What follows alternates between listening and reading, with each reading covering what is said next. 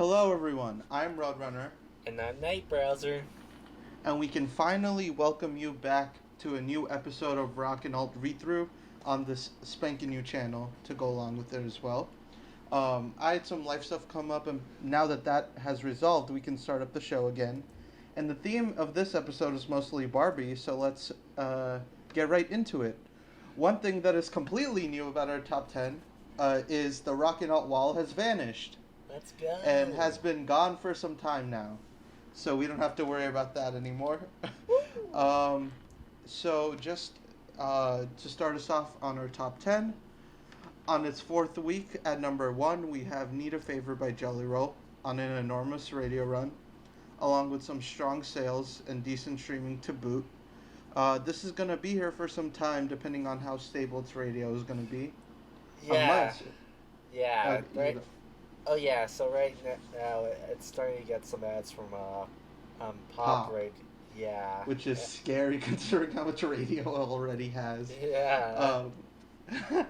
Um, but our song at number 2 could actually make a play soon if it continues to rise, which is we have "What Was I Made For" by Billie Eilish, up from number 3 last week, on some huge streaming due to the movie's release, and is sent to impact radio soon. So we shall see how much legs this ends up happening. Would not be surprised if it ends up at number 1 next week. At number 3, we have Something in the Orange, whose streaming is still as strong as Something in the Orange by Zach Bryan, whose streaming is still as strong as ever, but dwindling a bit every week, but does not look like it's going to fall out anytime soon. Um, at number 4, we have Dial Drunk by Noah Khan, holding steady position-wise, but increasing a lot points-wise due to a new Post Malone remix. Although he's not credited, could increase in position if it ends up steadier than Something in the Orange as the month goes on.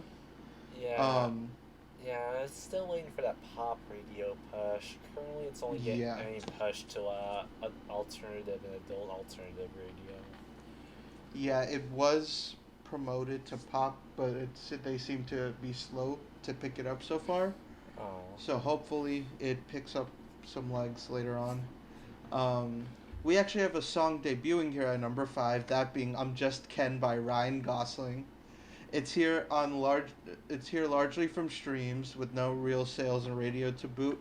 It could hold top 10 within the next few weeks, but it's more of a wild card as of now. Um, There's there's a chance that this could actually make the Rock and All year end, and that's very oh funny my to me. god, yeah, Ryan Gosling has a rock and all year-end entry. That would be hilarious. um, at number 6, we have Mona Lisa by Dominic Fike on a bit of a pop radio run, along with some decent but dwindling Spotify streaming. It should hold steady around here at least for the next couple of weeks. Um, it actually has been picking up a lot of pop as of recently, Oh yeah. so we that should definitely at least keep it stable on the rock and roll chart. Um, at number 7, we have Overdrive by Post Malone, which dipped a few spots from its debut at number 5 last week. Basically on steady streaming, that should rise a bit next week due to the release of Post's um, new album, but yeah, for now it's here. Mm-hmm. At number 8, holding steady but down a spot, we have Dawns by Zach Bryan featuring Maggie Rogers. Just incredibly steady streaming with practically nothing else. The Zach Bryan formula should Yeah. definitely stay around here for now. Yep. Um, his album is looking to be coming this month, which I'm very excited for, and Dawns Ooh. is a single on it. Can't Uh, wait for that. yeah, should 100% make at least a big impact on the rock and all charts. Um, at number 9, we have Hell and Back by Bakar and steady Spotify streaming and a little bit of radio, which never really took off in either of those channels properly. So it would not surprise me if it started falling big over the next month. That'd be nice. And depressingly, at number 10, we have Nothing Compares to You by Sinead O'Connor, re entering the chart here due to her very tragic passing. Here on streaming, as we all try to memorialize such a brave and strong woman as much as we can.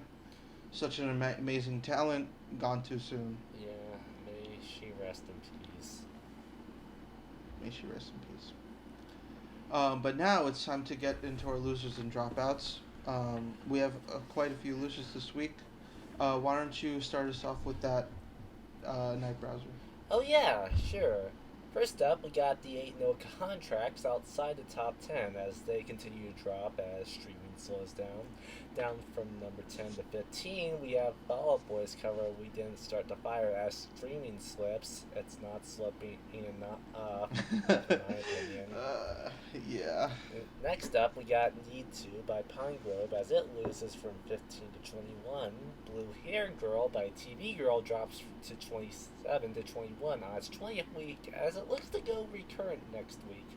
Motorcycle Drive-By by Zach Bryan also falls from 24 to 31 as it looks to go recurrent next week, though it seems to have earned its current spot. Rescued by Foo Fighters collapse as it falls from 20 to 34 from following radio. Another song losing a ton of radio that's causing a sharp fall is A Symptom of Being Human by Shinedown as it falls from 30 to 42 as it never got that much traction outside of radio. And lastly, Christmas Kids by Roar is on its last week as it falls from 39 to 47, though it has also earned its year-end spot. Only notable thing is we had no games this week, as we talked about previously. Nothing compares to you re-entering at 10. Now, onto our debuts, starting with at number 50, Butterflies by GAYLE.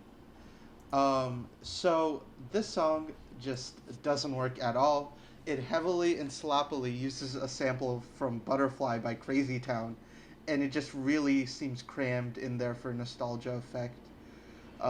Lyric-wise, just seems to be about not letting people put you in a box, which is definitely a positive message, but the sound of this thing just being so haphazard really brings it down for me. Oh, yeah, honestly, I kind of like this one. I thought the Crazy Town sample here was used effectively, even if it does sound blatant. And, like, the instrumentation here, I thought slapped. And GAYLE herself has a decent amount of charisma behind the mic. Even if this is obvious TikTok bait, I think it's one of the better examples of that genre. Yeah, I mean, fair. Now moving on to our number 41, The Selby Part 2 by Hozier. Just, my god, the instrumental on this song is so clean. Hozier continues to impress with the vocal performance and just the most slick organic instrumentation I've heard this year. It's going to be used as the opener for his next album and is a sequel to his previous opener, given the part 2 at the end.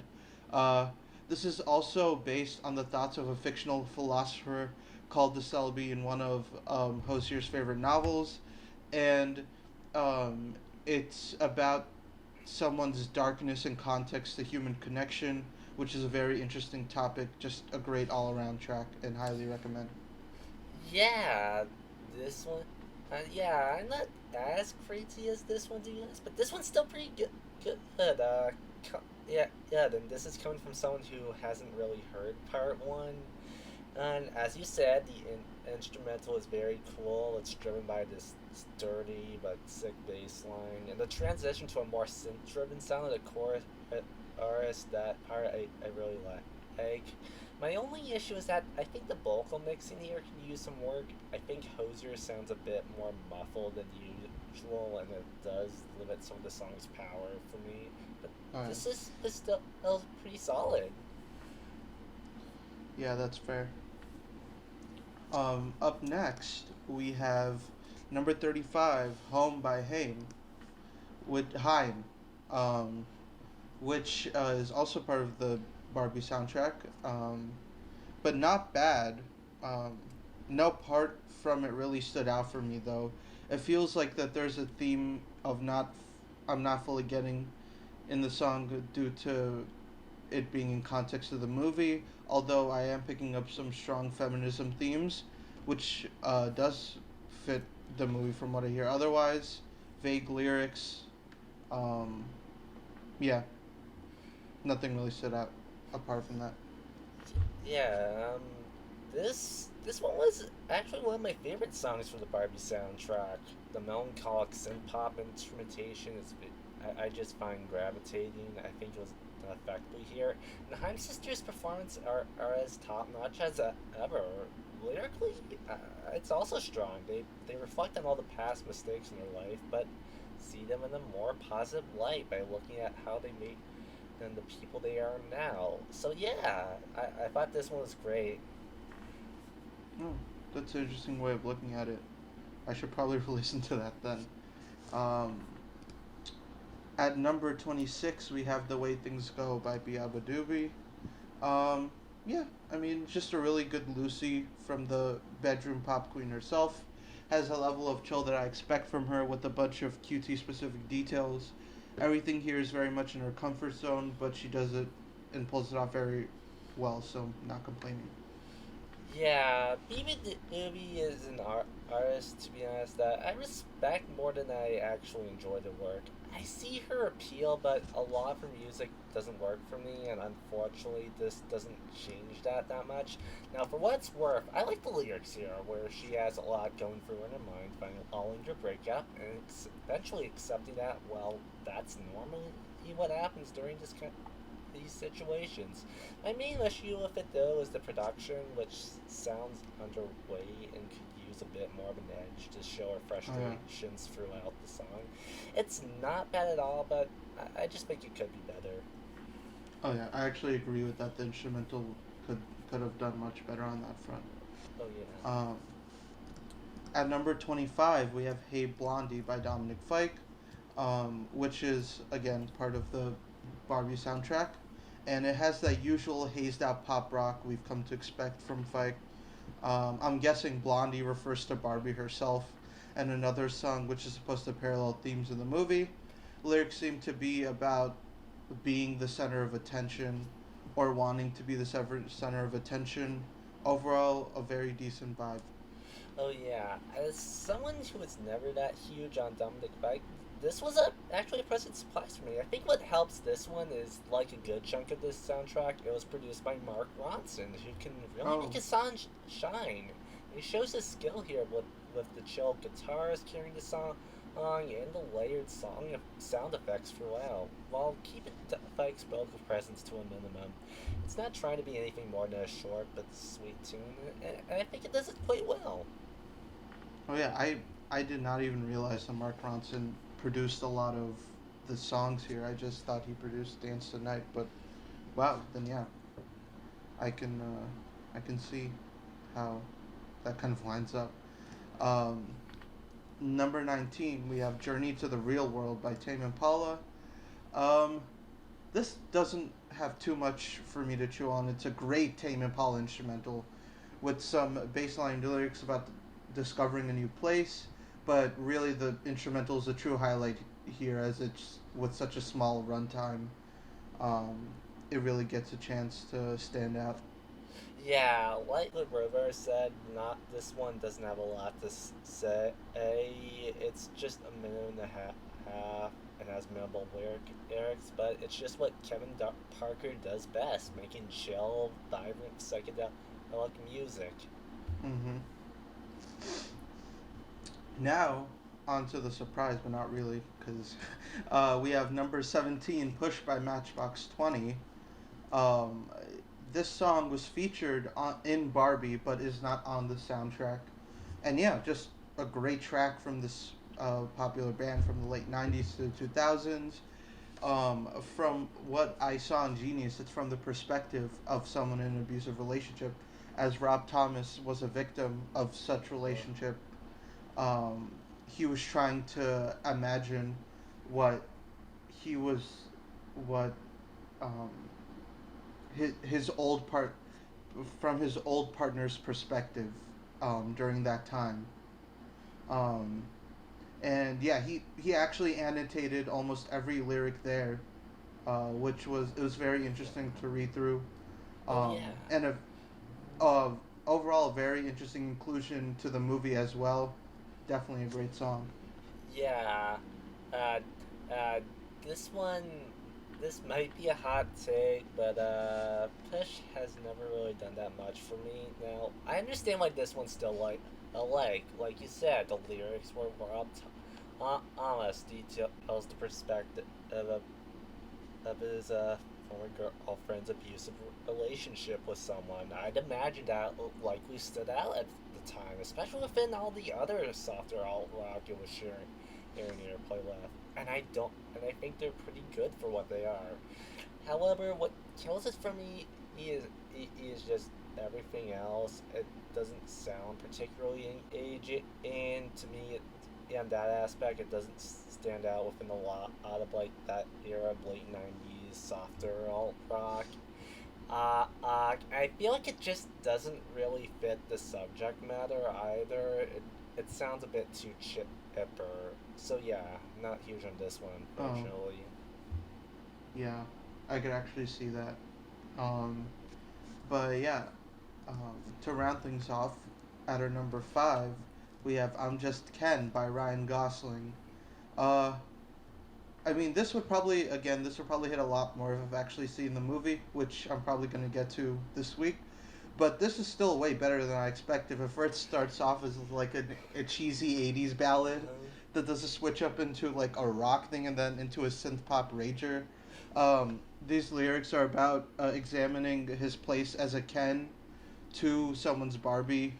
I'm very intrigued as to how this plays into the movie, but yeah. otherwise, really good song.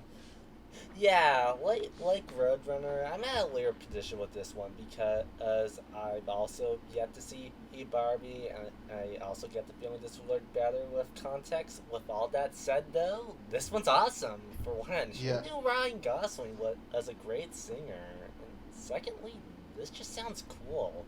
There's multiple, as you said, there's multiple distinct instrumental parts throughout to make this like near 4 minute rock opera. Kind of reminds me yeah. a lot of Queen on that aspect, Oh yeah, and all of them kick ass. So yeah, if all the hype and praise for hasn't convinced me to go watch the film, this surely has. yeah. So why don't you get into your awards for the week? All right, Uh, I'm gonna get a best of the week too. I'm Just Ken by Ryan Gosling. And an honorable mention will go to Home by HAIM. I don't have any dishonorable mentions, but worst for the week, and this one's gonna be pretty spicy, is Push by Matchbox 20. uh, okay, yeah. Um, so best of the week for me is gonna go to the Selby Part Two by Hozier. Um, and I thought it was a spicy thing me putting Push by Matchbox 20 in honorable mention. But yeah, this honorable mention is gonna go to Home by Haim for me, and worst of the week is at least for me by far Butterflies by GAYLE. Um, Fair. but yeah, uh, that's been our episode for this week. Yeah, Um, this was a pretty interesting week to get back to. Definitely, and I'm I'm I guess and but we are so glad that we're back and covering this chart again. Oh We hope yeah. everyone watching this is as excited as us too. Next week we should get a few Post Malone debuts depending on what Billboard considers towards the chart. Maybe even a full album bomb could do so and would definitely shake things up if Post Malone got an album bomb here. Oh yeah. Um, apart from that, they might count the new Tyler Childers song, depending, since they've counted a lot of indie country towards this chart. Oh Um, yeah. and maybe Laufey's new song too. They're not considering her viral song right now, so we'll have to see. Um, and I think that's all for today. We would definitely appreciate a like and subscribe. You know, you want to comment your favorite debut this week too. We are always interested in hearing other people's perspective. And thank you to everyone who watches this series and is back for this new episode. We very much appreciate you very much. I'm Roadrunner. And I'm Night Browser. And we'll see you on the next episode.